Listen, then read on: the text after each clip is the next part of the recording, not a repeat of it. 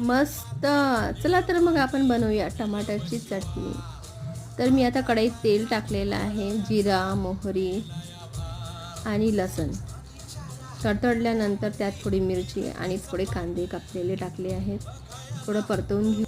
आता आपण इथे भाजलेले टमाटर टाकून घेऊया आणि 1 चम्मच मीठ. थोडं परतवून घेऊया आणि एक वाफ काढून घेऊया. थोडं शिजल्यानंतर त्याला चांगलं परतवून घ्यायचं. 1 चम्मच हळद, 3 चम्मच तिखट घातले आहे. तुम्ही तुमच्या चवीनुसार किती पण घालू शकता. थोडं कस्तुरी मेथी आणि परत परतवून घेऊया आणि त्यामध्ये थोडी मेथी टाकून पुन्हा परतवायचं